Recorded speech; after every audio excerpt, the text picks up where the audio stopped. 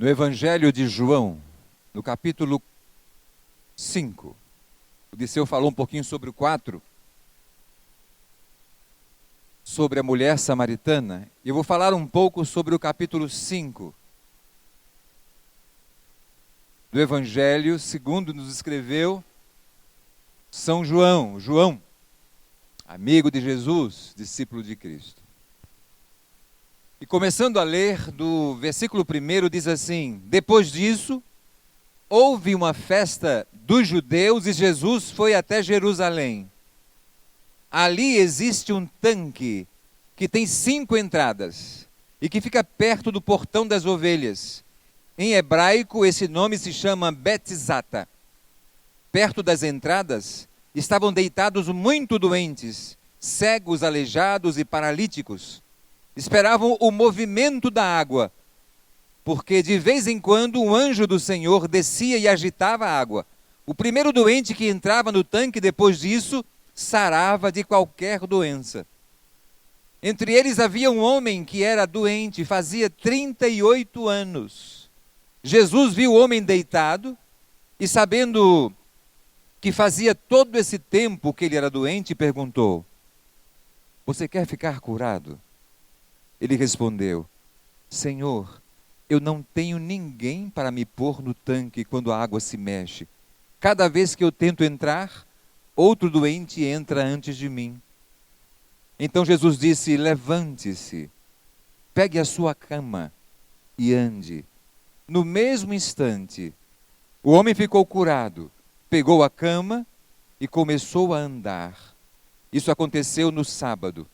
Por isso os líderes judeus disseram a ele: hoje é sábado e a nossa lei não permite que você carregue a sua cama nesse dia. Ele respondeu: o homem que me curou me disse: pegue a sua cama e ande. Eles perguntaram: quem é o homem que mandou você fazer isso? Mas ele não sabia quem tinha sido, pois Jesus havia ido embora por causa da multidão que estava ali.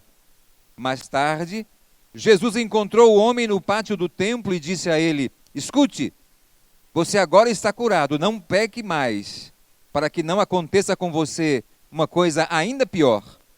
O homem saiu dali e foi dizer aos líderes judeus que quem o havia curado tinha sido Jesus. Então eles começaram a perseguir Jesus, porque ele havia feito essa cura num sábado. Então Jesus disse a eles: o meu Pai trabalha até agora, e eu também trabalho.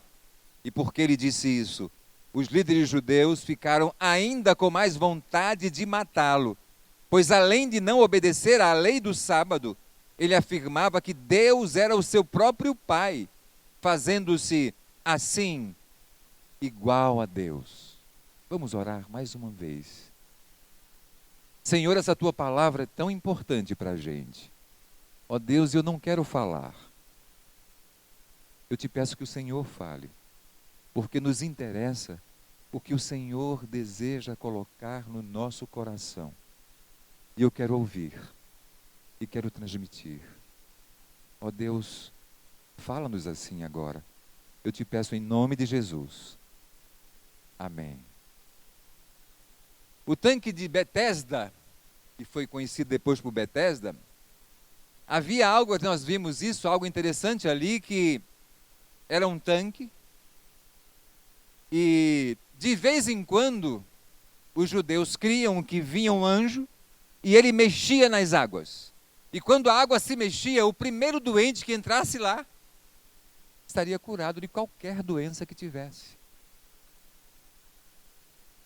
Por causa disso havia uma grande peregrinação de pessoas, não eram poucas que estavam ali. Muitos peregrinavam até aquele lugar, inclusive pessoas que conduziam seus enfermos até aquele lugar, para tentar entrar na água. Eu imagino o desespero que era quando essa água se mexia. Todo mundo pulava dentro da água de repente, mas só o primeiro, o que tocasse na água primeiro, ficaria curado. Jesus chega naquele lugar e vê um homem deitado que fazia 38 anos que estava doente.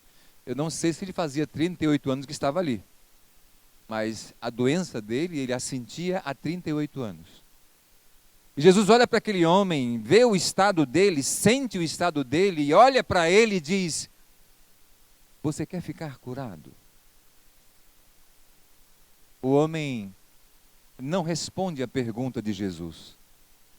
Mas ele diz a Jesus: olha, eu não consigo entrar na água. Sempre que a água se mexe, alguém mais disposto do que eu e menos doente do que eu chega primeiro.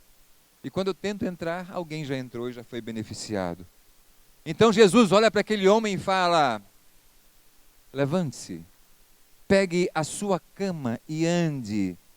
E o texto nos diz que imediatamente o homem ficou curado, pegou a cama e começou a andar. Imagina isso acontecendo. Imagina o que este homem sentiu quando se sentiu curado. Quando se viu completamente curado, pegou a sua cama e saiu com ela. Eu fico imaginando a cena, aquele homem ali, paralítico certamente, deitado numa cama há tanto tempo, e todos sabiam que ele era paralítico. De repente aquele homem se levanta, somente com as palavras de Jesus. E ele pega aquela cama e sai andando com ela, fazendo o que Jesus havia dito que ele fizesse. Eu posso ver nesse texto 3 situações bem importantes. A primeira coisa que eu vejo nesse texto é a grande misericórdia de Deus. Aquele poço, ele era chamado de Betsata, que significava casa das azeitonas. Mas os peregrinos chamaram ele de Betesda, que significava casa de misericórdia. E eu posso imaginar por que era casa de misericórdia, não é? Porque as pessoas ali eram alvo da misericórdia de Deus. E é fácil, diante do texto, perceber a razão desse nome. E como se dá a cura desse homem. Somente pela misericórdia de Deus. É um ato da misericórdia de Deus. O homem não tinha nem ideia de quem era Jesus. E nem ao menos ele tinha fé. Nada disso ele tinha. Ele não sabia que aquele que estava falando ali era o Filho de Deus. E que era Jesus Cristo, Deus encarnado. Ele não sabia disso. E muito menos cria em alguma coisa a respeito disso. Ele foi curado apenas como um ato da misericórdia de Deus. Para nós nunca é fácil entender a misericórdia de Deus, ou entender como Deus age. Muitos doentes estavam ali, muitos peregrinos. Mas o texto relata que apenas aquele homem foi agraciado com a cura vinda de Jesus. Somente aquele homem. Por que nenhum outro foi também? Porque ele disse: gente, todo mundo está aqui e vai ser curado agora. Por que ele não falou isso? Ele cura aquele homem, só um. Por quê? Eu não sei. Eu não sei, nem você sabe por quê.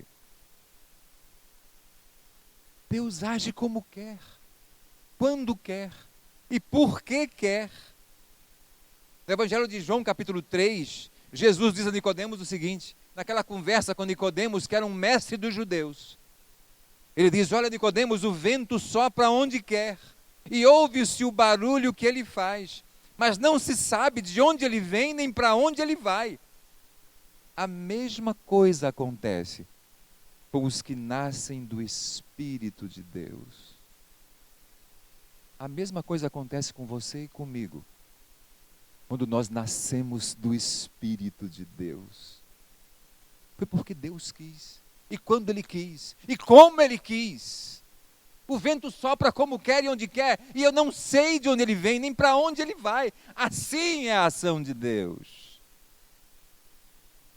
Nós não compreendemos, nós não entendemos, mas Deus é assim. As ações de Deus são imprevisíveis, incompreensíveis aos nossos olhos. Paulo, na carta aos Romanos, ele parafraseia o profeta Isaías. Ele vai lá em Isaías e pinça uma passagem do profeta Isaías que diz assim: quem pode conhecer a mente de Deus? Quem pode saber o que Deus está pensando? Quem pode saber o que Deus vai fazer ou está fazendo? Ou já fez? É isso que acontece em nossas vidas. Nós somos alvos da misericórdia de Deus, como Ele quer, no momento em que Ele quer e da forma que Ele quer, e nós não sabemos quando ou como Ele age, ou como ou quando Ele agirá. O apóstolo Paulo chega para Deus no momento de profunda angústia. O apóstolo Paulo sofria de um mal que nós não sabemos exatamente o que é. Muitos acham que era uma doença física e nos olhos.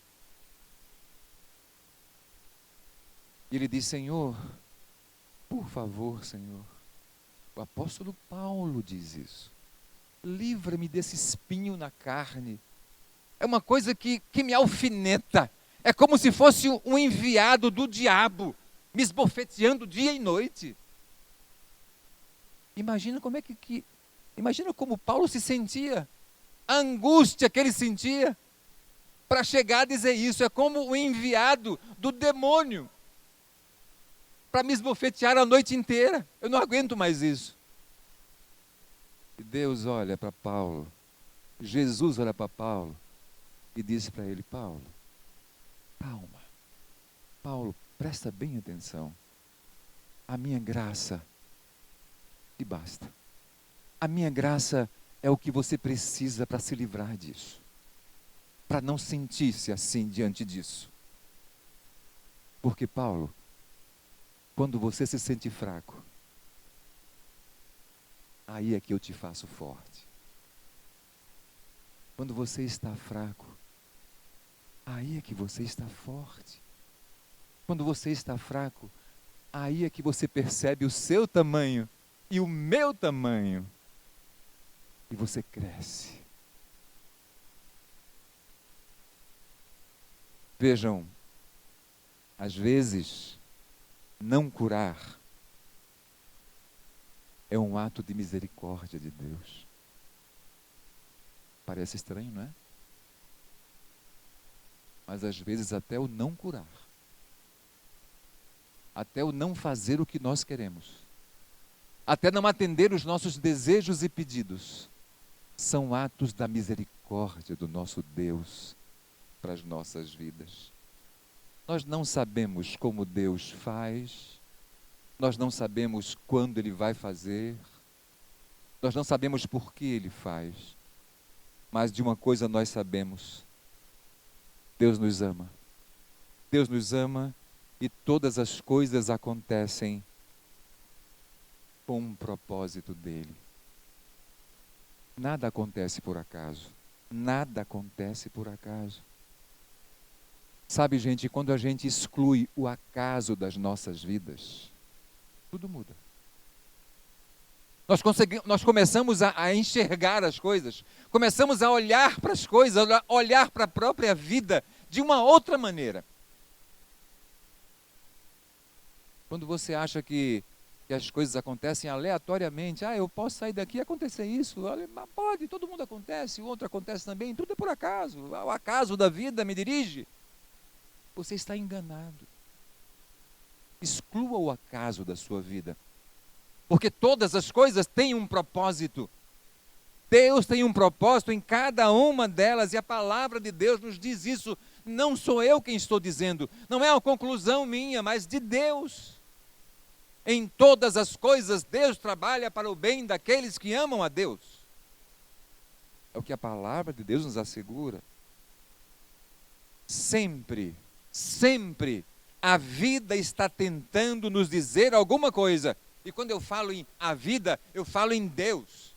Sempre Deus está dizendo alguma coisa para nós. Sempre Deus está nos falando.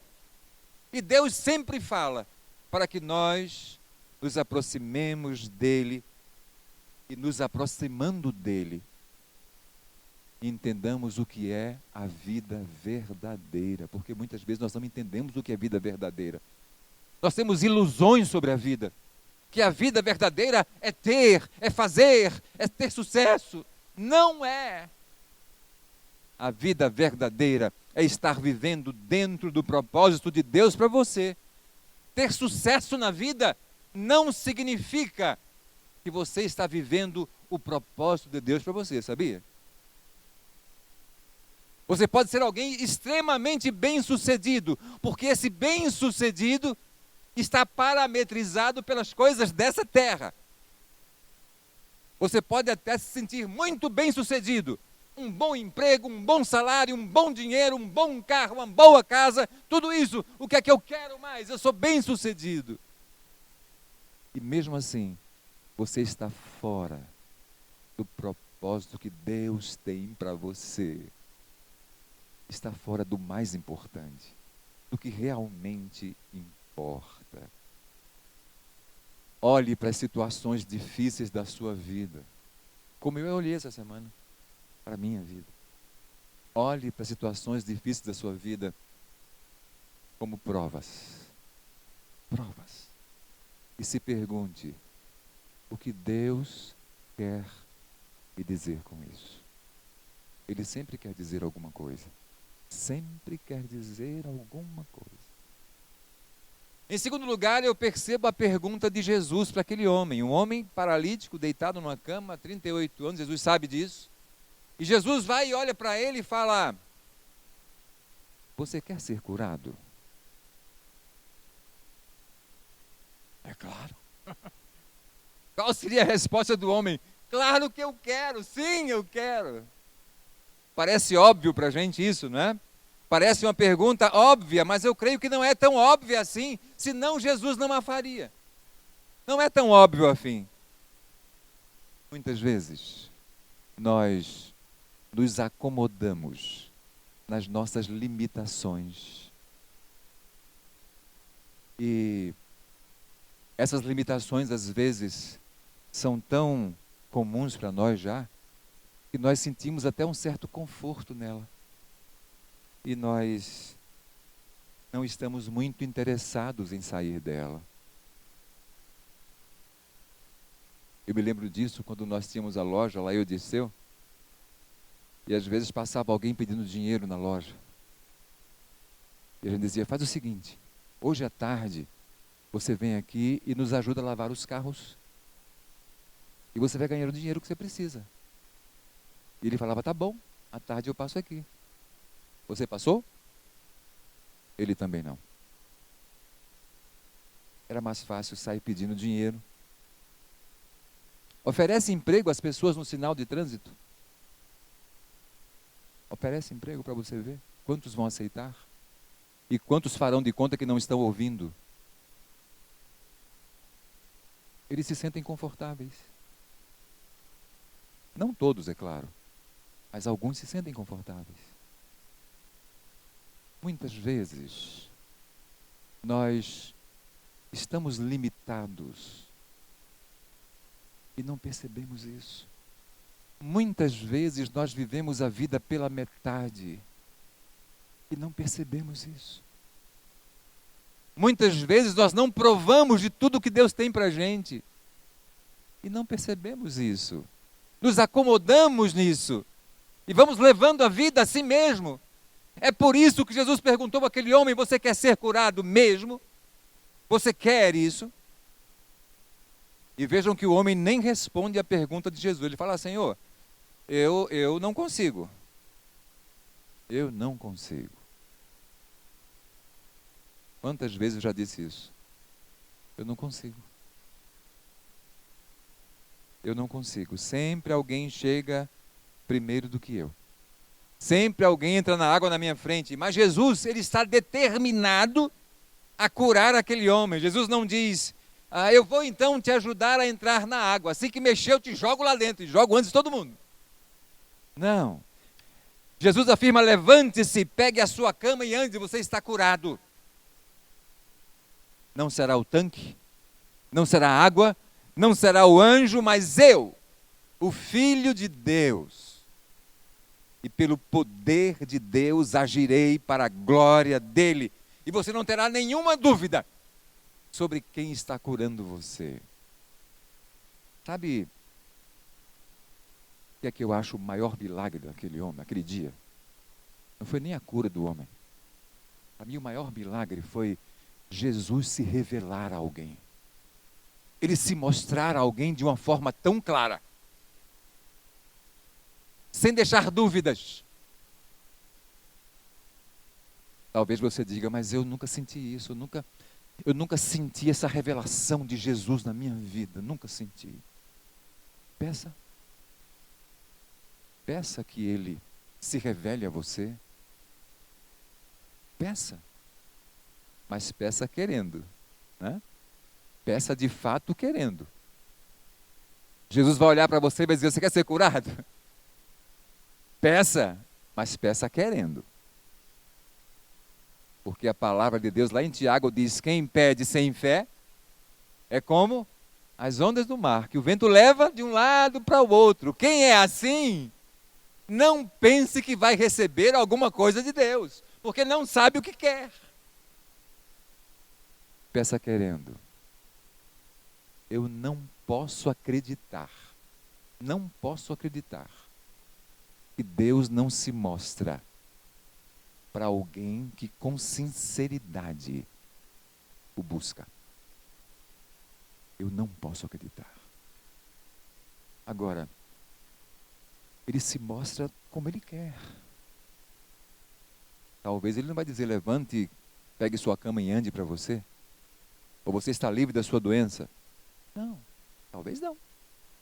Mas de alguma maneira, da maneira dele, e vai ser a melhor maneira para você, Ele vai se mostrar a você. Sabe uma das formas que eu mais recebo de Deus? É através da palavra dele. Através da palavra, essa mesma palavra que eu já li tantas vezes. Eu sou pastor há 42 anos. Então já li isso aqui tudo, reli. Mas cada vez que eu sento de manhã cedo na minha mesa, cada vez que eu paro e abro num texto e leio, Deus me fala de outra maneira. O mesmo texto que eu já lia há 40 anos atrás. E que Ele já me falou de outras maneiras. Mas naquele momento eu não sou a mesma pessoa. Eu já sou outra. Eu já estou vivendo outro momento. E Deus me fala de outra maneira para aquele meu momento atual. Peça com fé que Deus vai operar o grande milagre. E esse milagre é se mostrar para você de uma maneira que você não terá nenhuma dúvida sobre quem é que está te curando. Quem é que está curando a sua alma? A sua alma, porque o físico, é bom ser curado do físico, mas ser curado da alma é inigualável. Inigualável. Mas o texto ainda fala que aquele homem imediatamente ficou curado. Pegou a sua cama e saiu andando. E o texto ressalta algo que é muito importante e é determinante para o que nós vamos ver agora. Ele diz, isso aconteceu num sábado. Não foi num dia normal. Foi num sábado judaico. Um sábado que é guardado pelos judeus, que ninguém pode fazer nada. E tanto ele foi curado no sábado, quando ele saiu carregando a cama. Um judeu não poderia carregar sua cama no sábado. Jesus então, ao curar aquele homem, lhe dá uma tarefa. Diz, olha, eu vou te curar, mas você vai pegar sua cama e vai sair daqui. E hoje é sábado. Jesus deu uma tarefa àquele homem. Uma tarefa que estava muito além de carregar uma cama. Muito além de carregar uma cama. Mas de quebrar com o entendimento equivocado que os judeus tinham sobre esse mandamento, sobre o sábado. Os judeus estavam equivocados sobre o sábado. Jesus diz àquele homem, você vai quebrar esse entendimento agora. Você vai quebrar esse paradigma agora. E você vai andar levando sua cama num sábado, porque eu estou mandando. E o que você recebeu de mim é maior do que o sábado. Em outro momento, Jesus disse, lá em Marcos capítulo 2, o sábado, ele foi feito para o homem, e não o homem para o sábado. A intenção era que o sábado, o descanso do sábado, fosse para o bem-estar do homem, e não para escravizá-lo. Era isso que as pessoas precisavam entender. E o fato daquele homem pegar uma cama e sair com ela questionou esse entendimento equivocado que as pessoas, que os judeus tinham do sábado.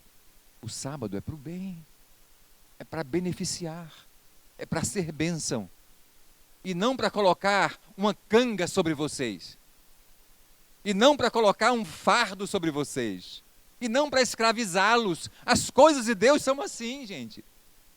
Há muita gente que fala assim: eu não vou ser crente nunca, porque crente não pode, não pode, não pode, não pode. O que é que a gente não pode? O que é que eu não posso? Tudo que a palavra de Deus me mostra é para o meu bem, é para me beneficiar, é para ser bênção para a minha vida e não para me escravizar. Se você se sente escravizado pelos princípios de Deus, você não entendeu os princípios ainda. Está como judeus, equivocados sobre o sábado. Esse paradigma precisa ser quebrado. Mas Jesus deu essa tarefa para ele: você vai sair aqui agora e vai levantar e vai andar com a cama no sábado. Para a samaritana, lá no poço de Jacó, lembra daquela mulher que Disseu falou sobre ela ainda há pouco? Que Jesus pede água para ela, ela fala: o senhor é judeu, está me pedindo água? O judeu nem fala com homens, nem com mulheres. Jesus fala: se você soubesse quem está te pedindo água, você lhe pediria, você que pediria água, e eu lhe daria a água da vida. E ela fala: então, dê-me dessa água. Jesus diz: você então faz o seguinte, vai chamar também o teu marido para ele tomar da água também, que eu tenho para dar. Aí ela fala: ele diz: você ficou assim porque você está no teu quinto marido e esse também não é teu marido. Jesus estava dizendo para ela o seguinte: olha, você está tentando preencher o vazio da sua vida com relacionamentos. E relacionamentos jamais preencherão o vazio da vida de alguém. Jamais. Jamais. Quer ser de fato feliz? Jesus diz para a samaritana: quer ser de fato completa? Quer se sentir inteira? Então beba da água que eu tenho para te dar. Olha, ele deu uma tarefa para ela também. Quer? Beba da água. Para Nicodemos, Jesus fala: você quer entrar no reino de Deus? Então você precisa nascer de novo. Um novo nascimento. Um novo nascimento. Jesus sempre nos dá tarefas. Quer? Quer? Jesus não está dizendo que a sua salvação dependerá do que você fizer, mas Ele está dizendo que aquele que quer ser salvo precisa conhecer, precisa crer e receber a sua graça e a sua misericórdia. Ele não está dizendo: vai depender do que você fizer. Não. Ele está dizendo: quer me conhecer? Quer ser curado? Quer ter sua alma curada? Então você precisa me conhecer, beber da minha água, nascer de novo, saber quem eu sou, crer em mim e confiar em meu amor. É isso que você precisa. Gente, o homem não é o centro é Deus. O grande problema, o grande pecado dos livros de autoajuda, que eu já li muitos, qual é o grande pecado? É que eles são centrados em você. Eles são centrados no homem. Ele começa com você. Você quer melhorar? Então olhe para você mesmo e se sinta forte. Olhe para você e tire de dentro de você a força que você precisa. É sempre você, eu. E a palavra de Deus diz: não começa com você. A vida nova não começa com você, começa com Deus. Começa com Deus. No princípio, Deus. E sempre o princípio é Deus. Sempre começa com Deus. Enquanto você tentar, enquanto eu tentar começar por mim, o que é que eu preciso? Eu vou, eu conheço, eu sei, eu quero. Você não vai conseguir nada de duradouro, nada. Mas quando você tiver certeza de que tudo começa com Deus, e Ele é o centro, e você precisa apenas conhecê-lo. Quando você souber disso e crer nisso, aí você vai nascer de novo. Aí você vai olhar para a vida, vai respirar fundo e dizer: agora eu estou vivendo. Jesus nos pergunta: você quer ser curado? Você quer ter uma vida verdadeira? Então, venha comigo. Siga-me.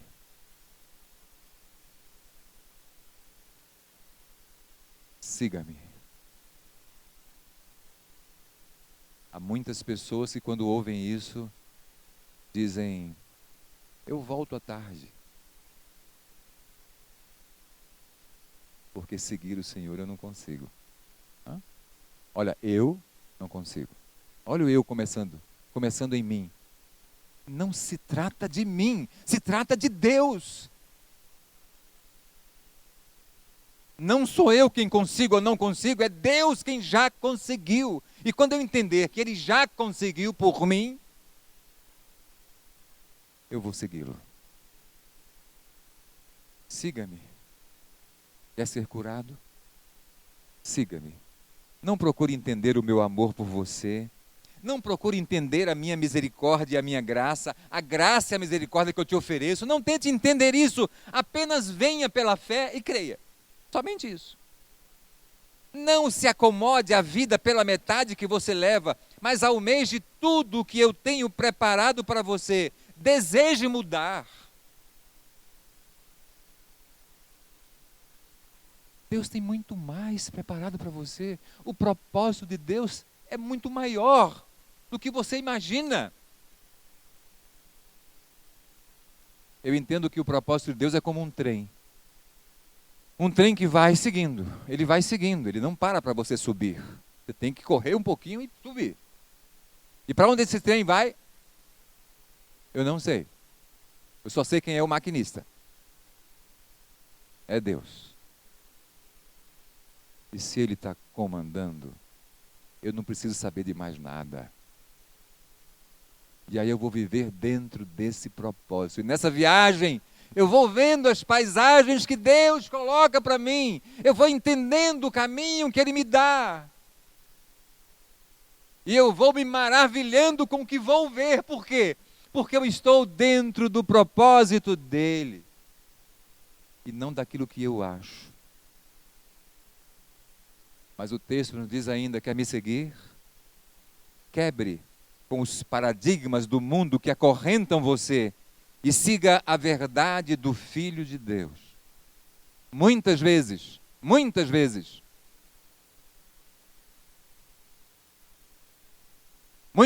nós somos acorrentados pelos paradigmas desse mundo. Nós vivemos presos ao que o mundo diz e ao que o mundo acha, ao que o mundo quer, fazendo o que o mundo diz que eu devo fazer. Jesus fala: quer me seguir? Quer de fato me seguir? Então quebre com esses paradigmas. Liberte-se desses paradigmas do mundo, porque o mundo é inimigo de Deus. E siga-me. Você está disposto a me seguir? Diz Jesus. Mudar nunca é fácil. Nunca é fácil. Crescer é sempre um desafio. Crescer dói, gente. Se não dói, você não cresce. Crescer dói. Não é assim com as crianças que estão crescendo, sentem dores nas pernas à noite, né? Aquela coisa. Estão com dor na perna, está em crescimento. É as dores do crescimento, né? Isso, crescer dói. Crescer dói. porque eu tenho que quebrar com muita coisa. Paulo diz assim, olha, lembra tudo aquilo que eu entendia. Paulo era um judeu, e um judeu praticante, estudioso, que conhecia toda a lei. E Paulo diz, olha, eu joguei tudo aquilo fora, quebrei com tudo aquilo, porque eu entendi quem é Jesus Cristo. Pelo conhecimento de Cristo, eu abri mão de tudo aquilo que eu cria. Mas muitas vezes nós dizemos a ele, olha Senhor, eu até vou contigo, eu vou levar tudo comigo aqui, ó. Tudo que eu já tenho de bagagem, eu vou levar contigo. E com essa bagagem, você jamais alcançará o trem. Jamais.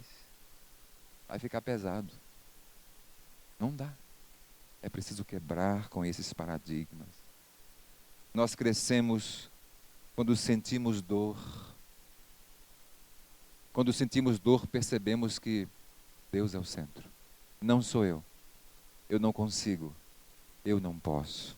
Mas Deus pode. E como eu já disse uma vez aqui, de todas as nossas escolhas, todas as escolhas que nós fazemos ao longo da vida, na verdade, todas elas podem ser resumidas em duas. Aquelas que me levam para cima e as que me levam para baixo. As que me levam para mais perto de Deus e as que me levam para mais longe de Deus. Todas as suas escolhas são assim. Ou elas se levam para cima ou para baixo. Ou para Deus, ou para o mundo. Nossa natureza humana sempre resiste a desafios de mudança que nos aproximem de Deus. Isso porque esses desafios são contra os valores estabelecidos por esse mundo. A nossa natureza humana resiste. É a resistência que nós temos. É a nossa própria natureza. Ela resiste a Deus, porque ela está presa aos valores do mundo. A natureza humana sempre tenta voltar, né? Você dá um passo para Deus e diz, Senhor, eu quero. E a tua natureza humana na semana dá 2 para trás. Ela sempre tenta trazer você de volta para longe de Deus. Você já teve a experiência de tentar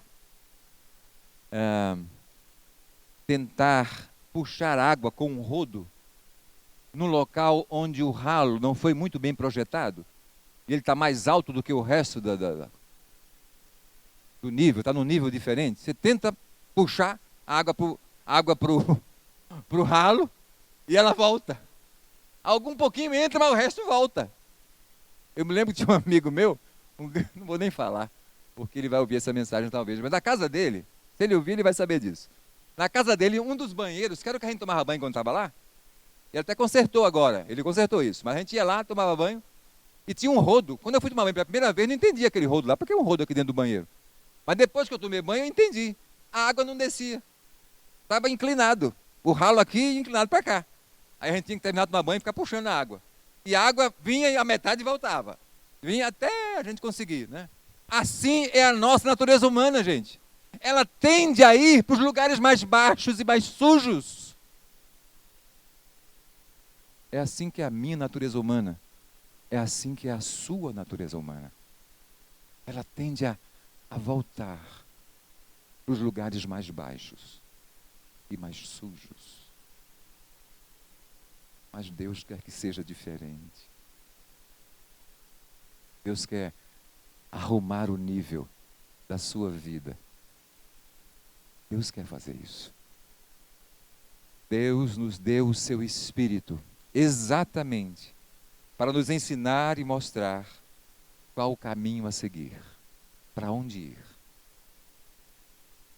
O profeta Isaías, capítulo 30, versículo 21, diz assim: se vocês se desviarem do caminho, Deus dizendo ao povo, se vocês se desviarem do caminho para a esquerda ou direita, vocês ouvirão a voz dele atrás de vocês dizendo, esse é o caminho.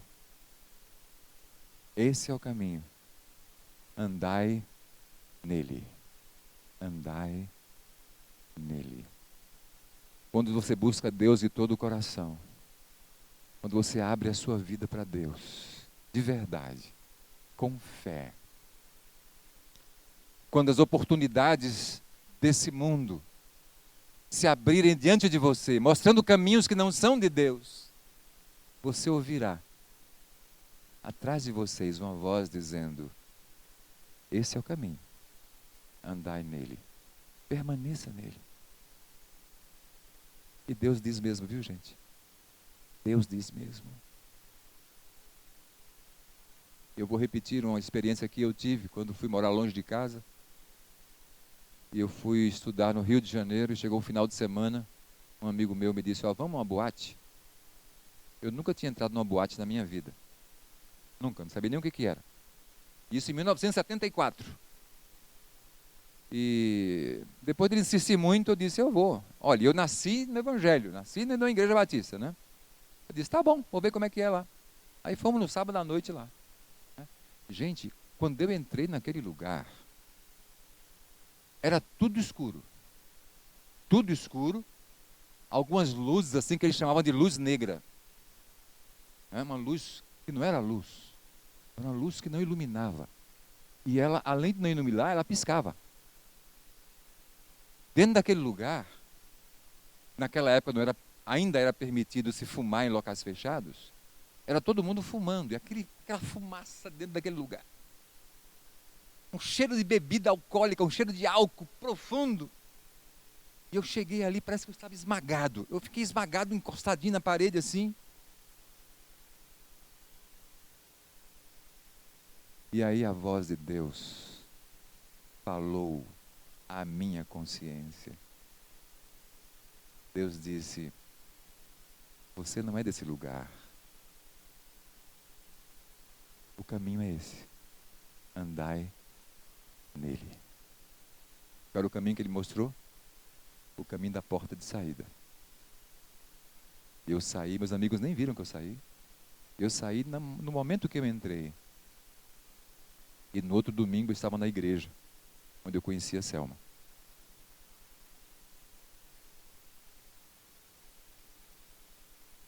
Deus fala. E Deus está lhe falando nessa manhã. Você quer ser curado? Curado da alma? Quer ser curado? Levante. Pegue a sua cama. E ande. Siga-me. Venha comigo. Venha comigo. Vamos orar? Baixe a sua cabeça agora e vamos falar com Deus.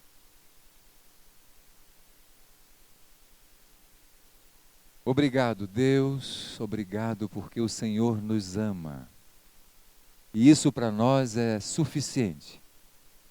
Nós não precisamos entender nada. Nada que acontece na nossa vida, de coisa boa ou coisa ruim, eu não preciso entender. Eu só quero entender, ó Deus, e que o Senhor me ajude a entender. Que o Senhor me ama. Que o Senhor sempre quer o meu bem. E que em todas as coisas o Senhor trabalha para o meu bem. Que o Senhor seja o foco e não eu. Que o Senhor seja o centro e não eu. Ó Deus, eu quero colocar em tuas mãos agora cada pessoa que está aqui. Que o Senhor possa nessa manhã fazer essa mesma pergunta para todos que estão aqui. Você quer ser curado? Você quer ser curado?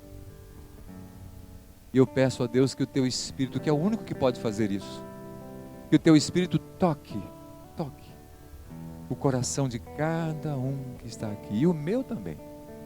Que o teu Espírito nos toque, nos fale, nos mostre a tua vontade, nos mostre a verdade, porque muitas vezes, Pai, nós ficamos iludidos com mentiras, achando que são verdades. Mostra-nos, Pai, a verdade mesmo, aquela que o Senhor tem para a gente desde o princípio da criação.